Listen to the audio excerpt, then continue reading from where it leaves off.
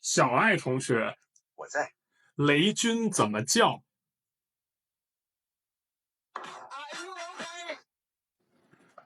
各位哥们儿姐们儿好，我是老徐啊。今天咱们来聊一聊这个万亿总裁雷军啊。我第一次见到雷军是1999年的9月啊，金山软件的《剑侠情缘2》在五道口的首发仪式上啊，然后当时我还站在另外一个大佬的旁边啊。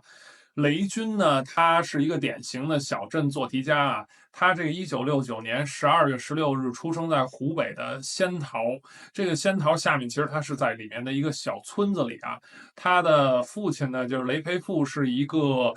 当时是一个教师，好像是教语文啊。他妈妈据说叫熊正英，资料非常的少啊。然后但是呢，他其实严格来说，他不是一个农村的孩子。为什么呢？因为他父亲因为工作很出色，所以很快就被调到了这个县里的教育局。然后最后退休的时候，实际上是一个副局长啊，副科级的这个公务员。那你要从这个中国当时的情况来看，一个没有任何背景的农民能够最后到这个县城里，然后变成副科级，那应该说也已经是极为出色的了啊。然后雷军小的时候呢，其实就是那种活泼好动的性格，然后对事物充满了好奇吧，好，大概就是这种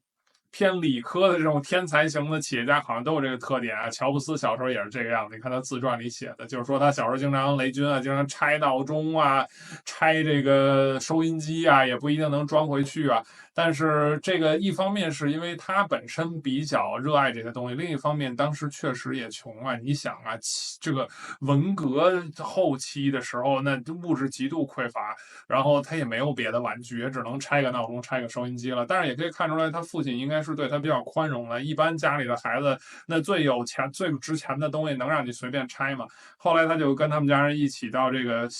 搬到这个县里去了，随着他爸爸的升迁啊。然后搬过去之后呢，他就在这个县里其实读了小学，然后从小呢成绩就非常好，属于这个学霸型的。雷军的一生就是长期主义者啊，就是努力加天赋，然后再加上一点点运气吧。然后他就当时上了这个仙桃是最好的，这个叫仙桃一中，当时叫绵阳一中啊，这个可能就相当于北京的四中这个地位，在里面他的学习成绩呢也是相当的出色啊。但是不像好多自媒体说的什么他一直是第一啊，没有那么夸张。但是我看很多报道写他就是名列前茅吧。然后到这个考高中的时候，考大学的时候呢，其实他的人生中就出现了第一个小小的挫败啊。当然有人说什么什么770分满分，他700分不是，他大学其实考对他来讲是一个失误，因为这个仙桃一中实际上是一个特别优秀的学校，所以里面的名列前茅的学生应该是奔着北大和清华去的。雷军当时班上的同学也有去北大和清华的，他当时也是希望朝着这方向走，但是呢，他当时高考的成绩就没有他想象的那么好，但是仍然是这个非常的优异，所以最后他就上了这个武汉大学，去了武汉大学的计算机系，这个系是他自己选的。你从这点就可以看出来，雷军是一个非常有敏锐的直觉的人。因为你想，在当时那80年代，计算机其实很多人还都没听说过的时候，他就能够认识到这样一个系，是非常有前途的。然后他要投身这个计算机领域，这是挺了不起的。因为我们小的时候，我80年代，我记得我小时候那最火的是什么土木工程系这种啊，就是大家觉得学工科，你看他就知道计算机，而且他还不在北上广这些大城市，他在的是武汉。当然，武汉也是一个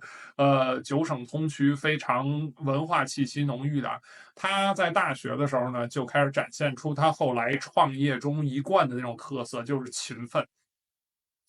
他用了2年的时间就修完了这个系里所有的学分。不但如此呢，这个毕业设计也做好了。在做这件事情的同时呢，他还在当时武汉的那个电脑一条街上慢慢的打工，然后开始创业。这个时候他就创业呢，是找他的朋友2个人一起做这个软件。一开始呢，他是做了一个这个自处理的软件啊，叫什么 PT Word 还是什么，但是那个软件就没有什么赚着钱。但是呢，他呢就是屡败屡战，他继续又做了2个软件，一个软件呢是杀毒的软件，另外一个软件呢就是加密的软件。这个加密的软件就非常的成功啊。他后来采访他的时候，他说确实赚了一些钱，同时他还写书啊。当时这个视窗 Windows 系统还没有横空出世啊，还是微软公司的 DOS 系统的天下。啊，这词儿听起来好久远啊。然后他就写了什么 DOS 入门之类的呢，也就是赚了不少钱。这个可以看出2点啊，第一点就说明他这人是头脑非常灵活，不但是那种死读书的这种做题家，同时他对市场有敏锐的直觉。你看他当时就看出来，这个中国将来会用电脑，而自处理软件是电脑上必须的，所以他当时来做这个事情。同时呢，你看他又可以写书，然后又可以去等于也得做销售，因为这个真的有点像乔布斯和2个 Steve Watts 和 Steve Jobs 一开始合作的时候，只是那2个是合作偷那个电话公司的线路，他是来做这种电脑的东西啊。其实都有这样的特色，就是大凡这种特别成功的创业者，他的创业一般都是连续创业的过程啊，往往开始的都非常早。我记得比尔盖茨也是高中的时候就卖那种自己写的小游戏什么的。然后呢，他这个自处理软件为什么没卖出去呢？我想其实还和另外一件事有关系，因为他有一位前辈啊，这个人后来和他产生了巨大的纠葛和这个渊源啊，就是当时中国大陆有一个人，我们小时候都知道，基本上我们当时对他的感觉，那就是中国的 Bill Gates 啊。这个人是谁呢？就是大名鼎鼎的裘伯钧啊。裘伯钧当时是用一己之力一开始帮四通公司，也是一个当时的电脑公司写那个软件的驱动的程序给打印机。后来他觉得这个自处理软件也是一个风口，他就开始写自处理软件。他是一个人，我记得是当时在广州的一个宾馆里把自己关在一个小房间里，人家给他订的房间，他就在里头写了，也不是5个还是6个星期，然后就饿了就吃方便面，然后这个睡了就累了就睡，醒了就写，写到最后写出肝炎来了，那种急性肝炎，然后把这个自处理软件给写出来了。这个自处理软件就是到今天仍然大名鼎鼎的 WPS 啊。然后当时微软没进来的时候，这个 WPS 就直接应该说是统治了中国的这个电脑的自处理的文件的市场、软件的市场啊。因为当时它据说占有率有90%多吧，我感觉。那你想想，是现在没有任何东西能到这么夸张的占有率啊。所以雷军当时呢，应该说也是肯定很崇拜这个人的。但是这个裘伯钧呢，应该是他一个近处的偶像，他那边还有一个遥远的偶像是谁呢？应该就是 Steve Jobs。这个后来他不是有外号叫雷布斯吗？这个他心中那个崇拜的朝圣的火焰，其实是他大3的时候点燃的。这个故事可能很多人都知道，就是他大3的时候看了一本书，这本书叫《硅谷之火》啊，英文叫《Fire in the Valley》，然后就讲的是这个当年乔布斯他们开创这个个人电脑这个产业的故事啊。我估计雷军当时看了之后，也就是心里的火歘，就跟那少林足球里爆浆一样，就燃起来了。燃起来之后，我相信他从那时候就决定我一定要投身这个领域啊。然后呢，他就当然其实还有个电影叫《Piracy in the Silicon Valley》，叫《硅谷海盗》啊。那个电影我觉得也是拍 Steve Jobs 和 Bill Gates 拍的最好的一部电影，比后面所有的传记都好，强烈推荐大家看一看。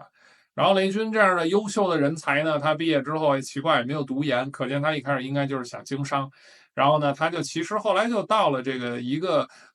事业单位啊，应该现在有人说是航天所下面的一个事业单位。其实这个对于当时来讲呢，今天来看觉得这简直就是个金饭碗公务员了。但是那个时候的公务员其实没有现在的公务员这么吃香，而且他当时毕业正好是90年代初嘛，赶上中国改革开放以来第一波那种下海的潮流，又加上这个深圳的特区开始，所以这个整个空气中弥漫的都是那种创业的，那也是一万众创新、大众创业的时期啊。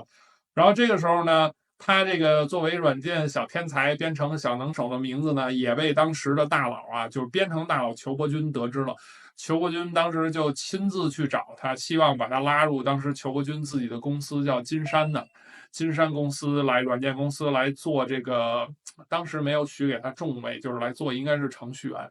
其实你今天想挺不可思议的，因为金山那时候是一个6个人的小公司啊，他从一个什么航天所、航天部的事业单位到一个根本就不知道将来会有什么前途的小公司，一般人是不可能干这种事儿的。哎，但是雷军毫不犹豫的就答应了。我觉得主要的原因是，第一个他非常崇拜邱国军，第二个他也不是那种能够久居于这个小办公室之中的人啊，所以这个大鹏展翅的第一飞就要马上开始了。